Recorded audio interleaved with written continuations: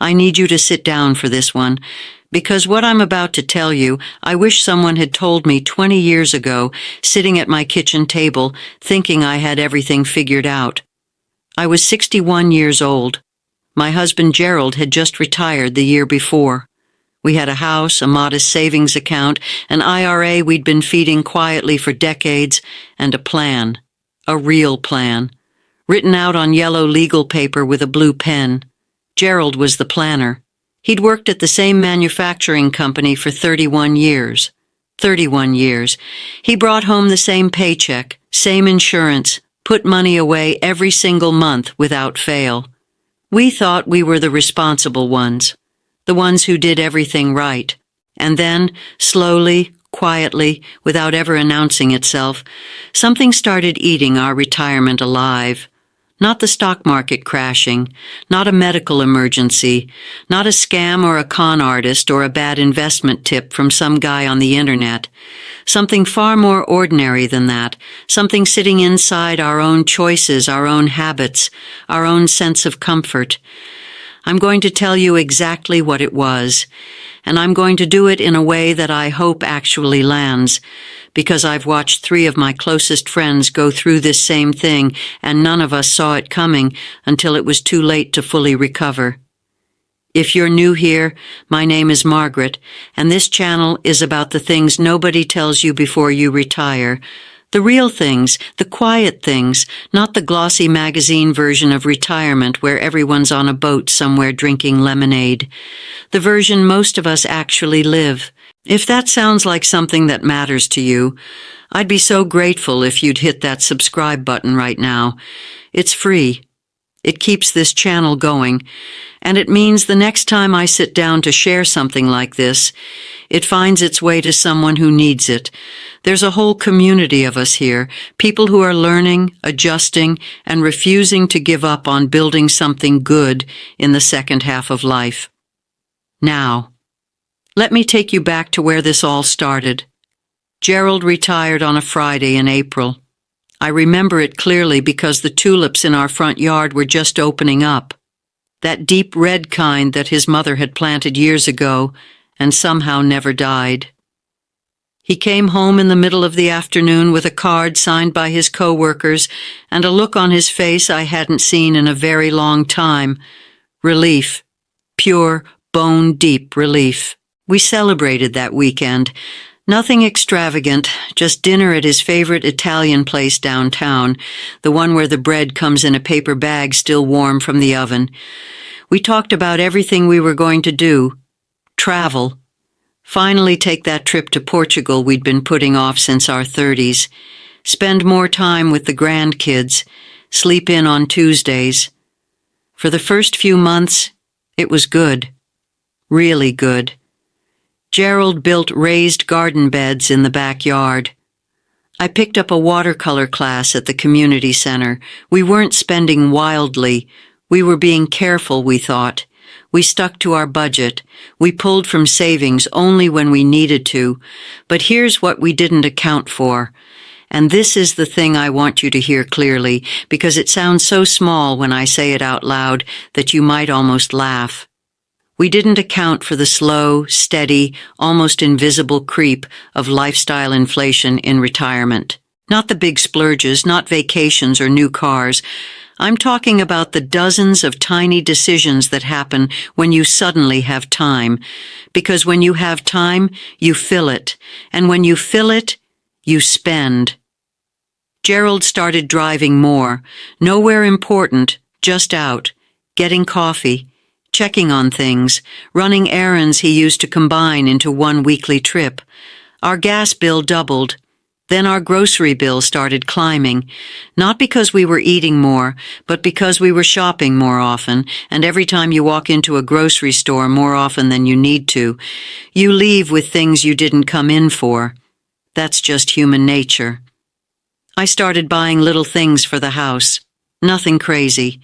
A new throw pillow here, some new coffee mugs there, a set of garden tools because Gerald's old ones were rusting, a birthday gift for a neighbor, a donation to a school fundraiser for our grandson. Each thing, individually, was maybe $15 or $20, reasonable, sensible even. But when I sat down in January of that second year and actually looked at what we'd spent, really looked line by line, I felt the blood drain out of my face. We had spent nearly 40% more than our projected annual budget. 40%. Not because of anything dramatic, because of everything small. I called my friend Dolores, who had retired about 2 years before us, and I described what I was seeing. She went quiet for a long moment, and then she said, "Oh, honey, that happened to us too. We just never said it out loud." That was the first time I realized this wasn't a Gerald and Margaret problem. This was a retirement problem, and nobody was talking about it. Here's what makes it so dangerous, and this is the part that truly keeps me up at night when I think about it now. When you're working, lifestyle inflation has a natural check on it, your paycheck. There's only so much coming in, and some of it is already spoken for before you even see it. Your 401k contribution comes out before it hits your account. Your insurance, your taxes, it all shapes the edges of what you can spend. But in retirement, those guardrails are mostly gone.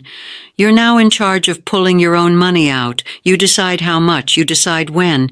And when you don't feel like you're spending that much, when it's just coffee and a few groceries and a little something for the grandkids, it doesn't feel like a problem. It feels like living. It feels like finally enjoying the life you worked so hard for. That feeling is the enemy.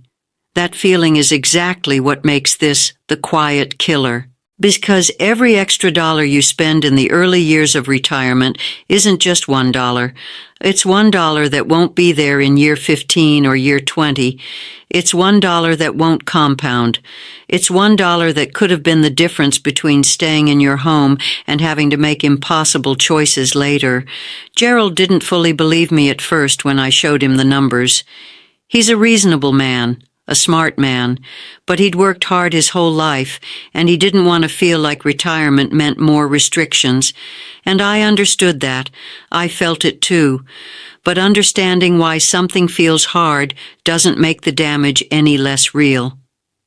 Let me tell you what happened next, because this is where the story gets harder and where I think the real lesson lives. We made adjustments that second year. We sat down together and went through every single spending category. We made lists. We set limits. We had what I can only describe as some of the most uncomfortable conversations of our marriage. Not because we were angry, but because we were scared. When you're in your early 60s and you realize your plan has a leak, that fear hits differently than it does when you're 40. At 40, there's runway.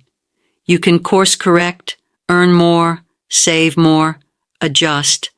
At 63, 64, you start doing math in your head every day that you never used to do. How long will this last?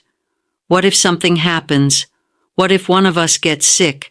What if the market dips at the wrong time? We tightened up. We really did.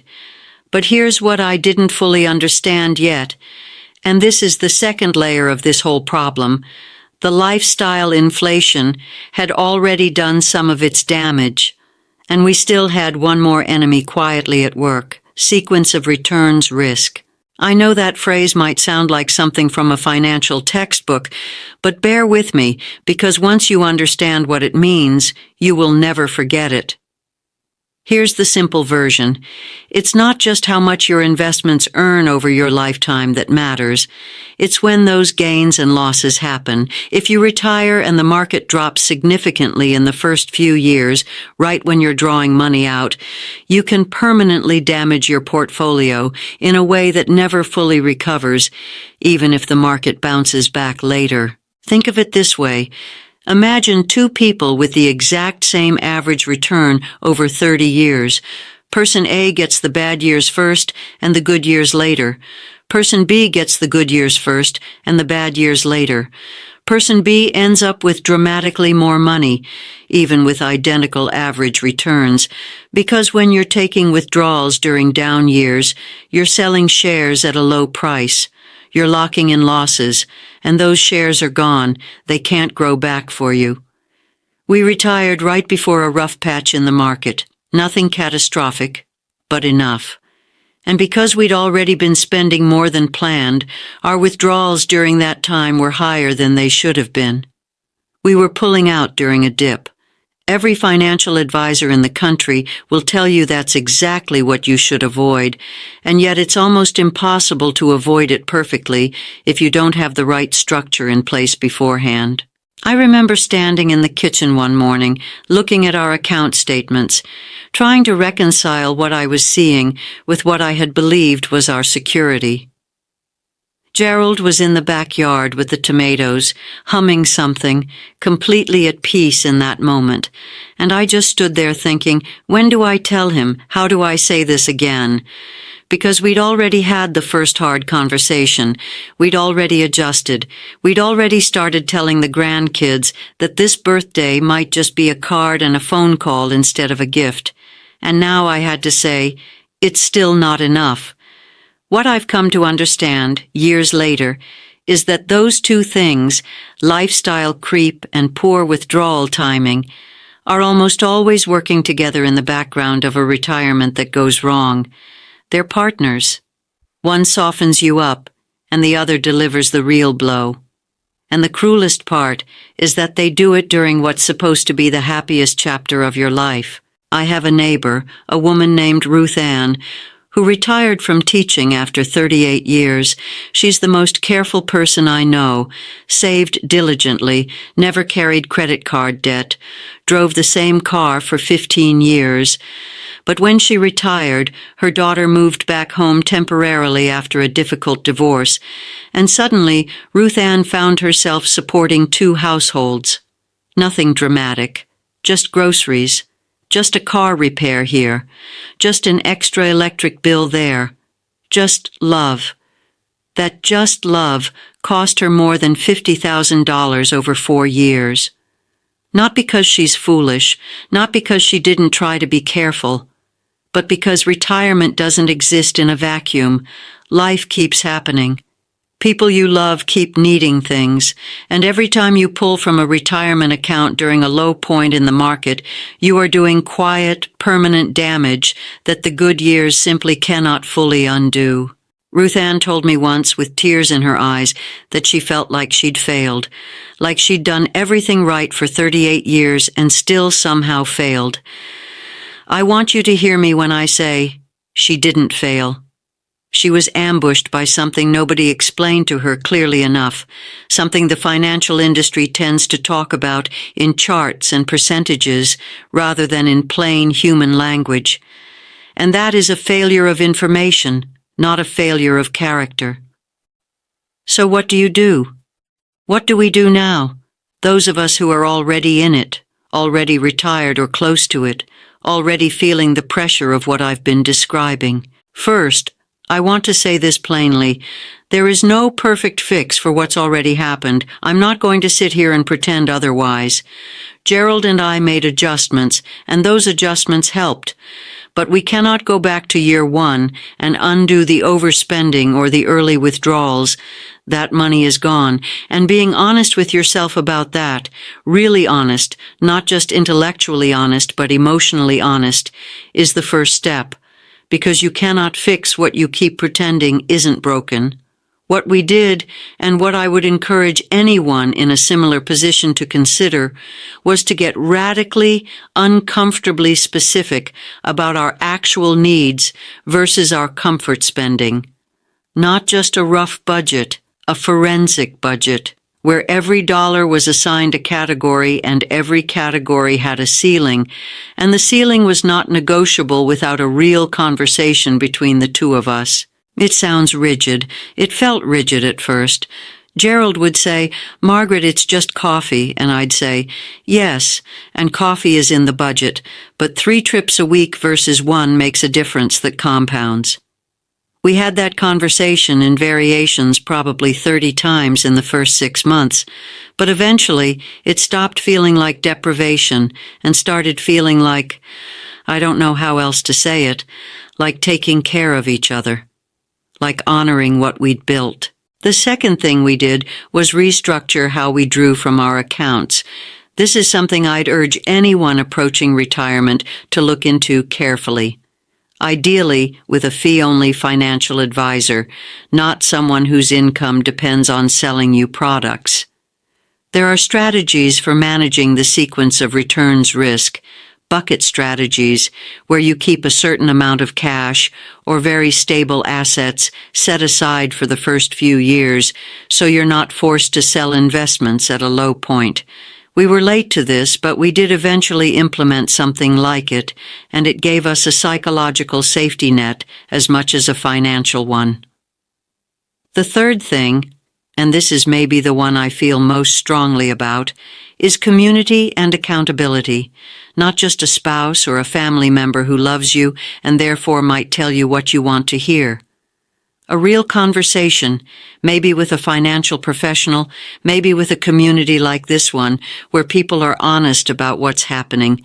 That's part of why I started this channel, because I kept looking around at women my age, women who had worked hard, women who had planned carefully, women who were smart and capable, and yet still finding themselves in frightening financial positions in their 60s and 70s, and I couldn't find anyone talking about it in a way that felt real, not sanitized, not cheerful, just real. And if you've made it this far in this video, you are exactly the kind of person I'm talking to. You're not here for the easy answers. You're here because you want to understand what's actually happening so you can make better decisions. So let me close with this. Gerald passed away 2 years ago in September. We had 17 years of retirement together, not perfect years. Some of them were harder than they should have been financially, but we figured it out together. We had those uncomfortable kitchen table conversations. We cut things we didn't want to cut. We learned slowly to tell the difference between what we wanted and what we needed. And in the end, I am not in a desperate situation. I'm not where I'd hoped to be 20 years ago when we were drawing that yellow paper plan, but I'm okay. I can take care of myself. And that's not nothing. In fact, for a lot of the women I hear from, that's everything. The quiet retirement killer isn't dramatic. It doesn't announce itself. It looks like a comfortable life. It looks like finally having time. It looks like buying something nice for someone you love. And that's exactly what makes it so dangerous. Because by the time most people see it clearly, the damage is already done. But you seeing it clearly right now, that matters. That is not too late. Whether you're 60, 65, 70, understanding what you're up against is the beginning of managing it. Not perfectly, but better. If this video meant something to you today, I'd really love it if you subscribe to this channel. And if you know someone, a sister, a friend, a neighbor who's heading into retirement and doesn't quite have all the pieces, please share this with them. Not because I need the views, but because they need the information. We all do. That's the whole point of why I'm here. I'll be back soon with more. Take care of yourselves and take care of each other.